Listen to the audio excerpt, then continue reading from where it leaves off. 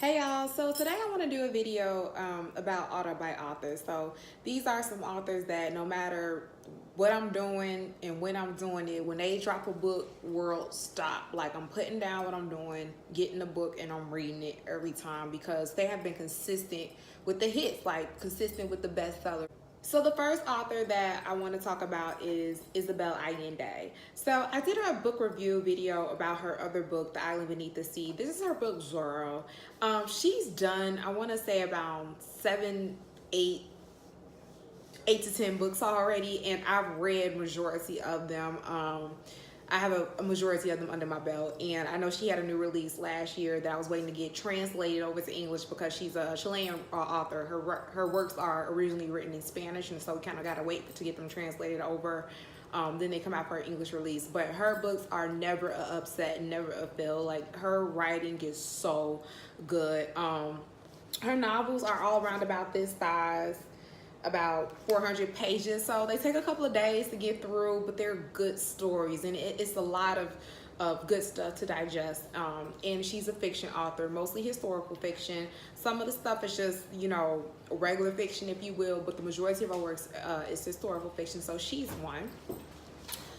The next one is Grisham, and a lot of y'all might be familiar with him. If you're not, he wrote The Pelican Brief, A Time to Kill, The Fern, The Client. A lot of his books have been made into movies, but even if you've seen a movie, go back and read the book. Like I guarantee you the book has not been done justice. John Grisham is such a good writer, and I never get bored with his writings. Like he's written dozens of books, and every last one of them is so good. They're legal thrillers, and he actually was a practicing lawyer, so they're accurate.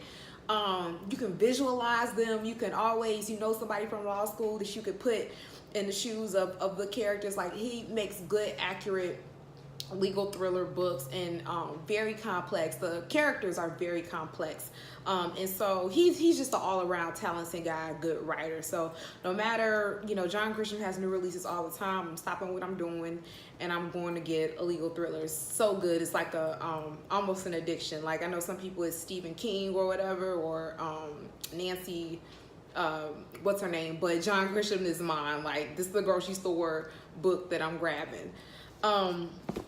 The next one is Malcolm Gladwell, and he wrote Blink, Outliers, What the Dog Saw, David and Goliath, and The Tipping Point. See, I name them all because he's amazing. So Malcolm Gladwell is an author that I didn't have to backtrack on.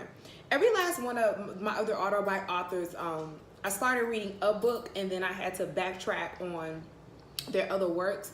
I grew with Malcolm Gladwell. So when his first book came out, The Tipping Point, I don't know what prompted me to buy it, but I remember being in the bookstore and buying it, probably, you know, reading the back of it, and I chose it, and I was hooked. And so I started following Malcolm Gladwell, his works on the internet. He was a writer for the New York Times at the time, and so every time he had a new release coming up, I made sure to go get it. So he's an author that I've seen grow. I've seen his writing grow. I'm able to look at some of his recent works and watch him relate back to some of his original works. So that's been fun. That's what's been, I guess that's what's brought me close to Malcolm Gladwell, even though I've never met. That I've grown with him as an author. And he writes nonfiction books, really interesting. And so last but not least is Tracy Brown. And Tracy, what I'm holding before me is Dime Piece, but Tracy wrote a ton of other books, Boss or White Lines. I love each and every one of them. Like Tracy Brown is such a good writer, and I'm going to do a video on her collection as well as some of these other collections. If you kind of just want to cruise along a genre or kind of stick with a certain theme, then I got some good collections for y'all coming up in some upcoming videos. But yeah, when Tracy Brown drops a book, world stop. Like I'm stopping what I'm doing. Like even in law school, like I stop what I'm doing. It's midnight. let me download the book and let me get the reading. And I remember being up all night with her last book that was White Lines 3. I remember being up all night like, yo, I gotta finish this book. Like, that's how serious, you know, Tracy Brown's books are. You know, she has you anticipating the next one. And, you know, I really, again, I can't tell you how much I love this sister and her books. I want to do a whole video about the collection. I think that she's one of the most underrated authors out there, and I want to do a video about that, and, you know, her books, why I think that is, and hopefully it could kind of be more of a discussional video. But so yeah, those are my 4 auto-buy authors: Tracy Brown, John Grisham, Malcolm Gladwell, and Isabel Allende. If you guys have any authors that, you know, you stop what you're doing when they drop a book, or someone that you gotta know, I mean, let me know. Feel free to share with me. I want to know what the hype is about. Confession, I've never read a Harry Potter book. I have no interest in reading a Harry Potter book, but that same hunger for a Harry Potter release is what I have for these 4, especially Tracy Brown. So that's all I have for you guys today. Don't forget to like, comment, and subscribe to my channel. And as always, thank you for watching.